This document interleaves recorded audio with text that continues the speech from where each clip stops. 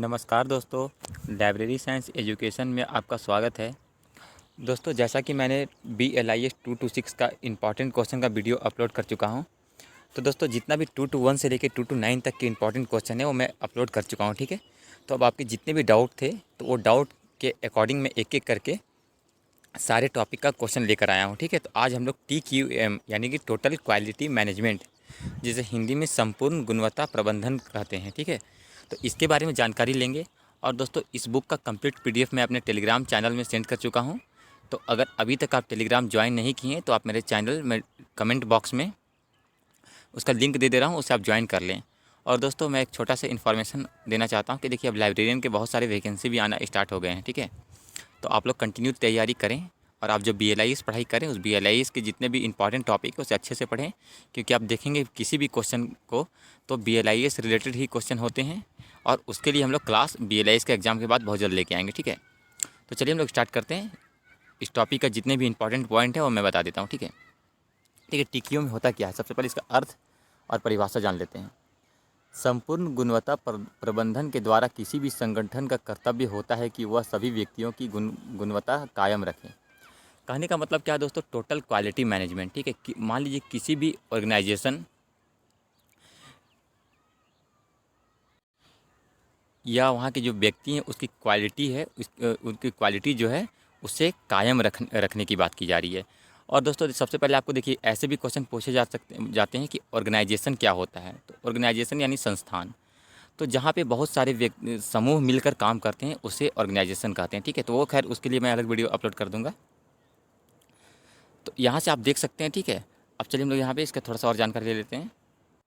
देखिए, किसी भी ऑर्गेनाइजेशन में क्या क्या अपेक्षा की जा सकती है कि जितने भी वहाँ के व्यक्ति या कर्मचारी हैं वो अपनी क्वालिटी को इम्प्रूव करें। ठीक है, यही यहाँ पे लिखा हुआ है। सभी संबंधित व्यक्तियों से अपेक्षा की जाती है कि वे गुणवत्ता को हम लोग इंग्लिश में क्वालिटी बोलते हैं। ठीक है, में सुधार करें। ठीक है, यानी इम्प्रूवमेंट करें।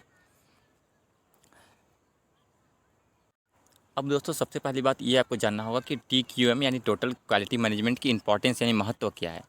तो देखिए यहाँ पे लिखा हुआ है कि आप देख सकते हैं, संपूर्ण गुणवत्ता प्रबंधन ग्राहक संतुष्टि हेतु एक उपयुक्त विधि है।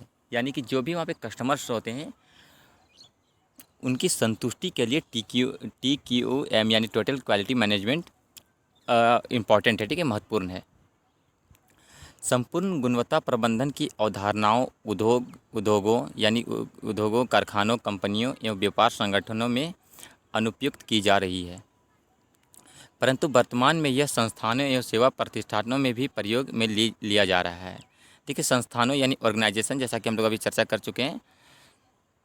ग्राहक उपयोक्ता सामान्य रूप से दो प्रकार के होते हैं। ये काफ़ी इंपॉर्टेंट है। देखिए यहाँ पे दो प्रकार, जो इस प्रकार को आपको एक एक करके लिखेंगे। ठीक है, यहाँ पे आपको ये PDF में तो एक लाइन में दिखाई दे रहा होगा, लेकिन आप जो नोट्स बनाएंगे या जो एग्जाम में लिखेंगे वहाँ पे आप पॉइंट दे के लिखें। ठीक है, पॉइंट दे के लिखने से क्या होता है कि मैं पहले ही बोल चुका हूँ कि इसमें आपको काफ़ी अच्छे नंबर आते हैं।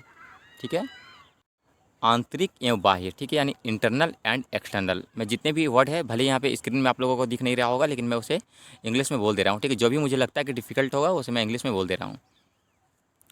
किसी भी शैक्षणिक पुस्तकालय मीन्स एकेडमिक लाइब्रेरी, ठीक है, में अध्यापक को हम लोग टीचर कहते हैं। अध्यापक, छात्र और बाहरी उपयोक्ता जो पुस्तकालय से सूचना प्राप्त करने आते हैं वे बाह्य उपयोक्ता कहलाते हैं। यानी कि कहने का मतलब क्या है कि किसी भी लाइब्रेरी में मान लीजिए कि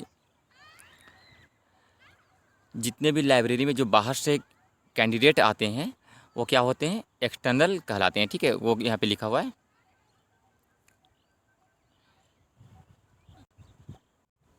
जबकि पुस्तकालय में कार्यरत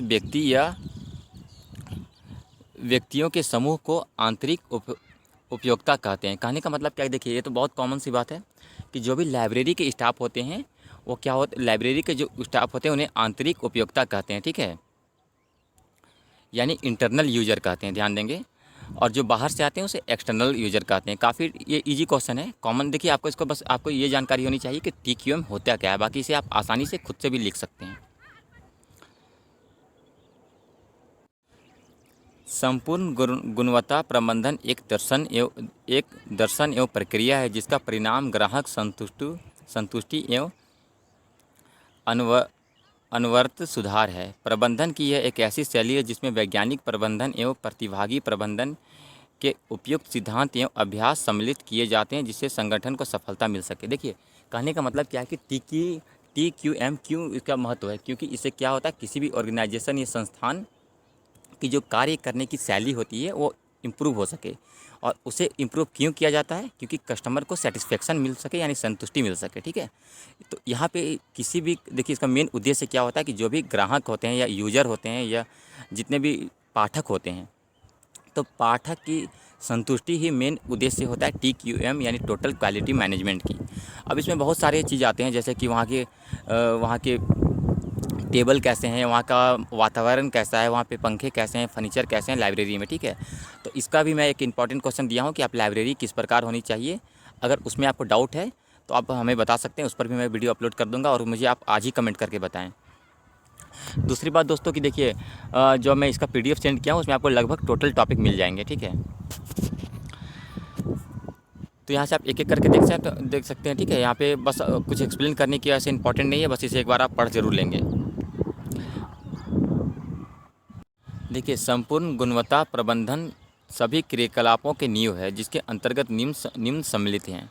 कहने का मतलब क्या है, देखिए मैं यहाँ पे 2 पॉइंट बोलने जा रहा, कुछ पॉइंट बता रहा हूँ, तो उस पॉइंट को आप देख लेंगे और आपको एज इट इज़ एग्जाम में लिखना है। ठीक है, उसे आप देखिए, लैंग्वेज को लेके आप कंफ्यूज बिल्कुल ना होंगे। ठीक है, क्योंकि लैंग्वेज ये बुक की लैंग्वेज है, आपको खुद की अपनी लैंग्वेज में लिखनी है। मैं यहाँ पे एक्सप्लेन कर दे रहा हूँ। ठीक है,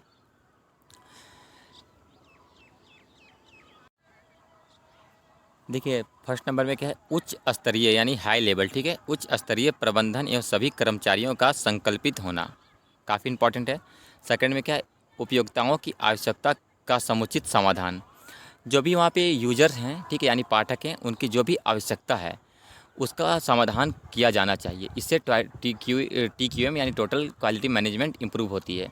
तो वहाँ पे आवश्यकता क्या हो सकती है, मैक्सिमम आप समझ सकते हैं कि एक लाइब्रेरी में क्या इंपॉर्टेंस है बुक के अलावे। तो बुक के अलावा वहाँ का फर्नीचर अच्छा होना चाहिए, पंखे होने चाहिए, टेबल अच्छा होना चाहिए, चेयर अच्छे होने चाहिए, जिससे यूजर को परेशानी ना हो। ठीक है, थर्ड नंबर में क्या है, विकासीय चक्र का समय कम करना, उच्च सुधार युक्त समूह, स्वयं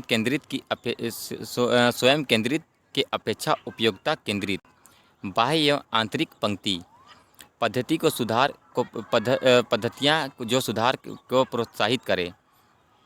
8 नंबर में क्या है, संपूर्ण सहभागिता सुधार एवं नेतृत्व भावना संकल्प। 9 में क्या है, मान्यता एवं प्रशंसा।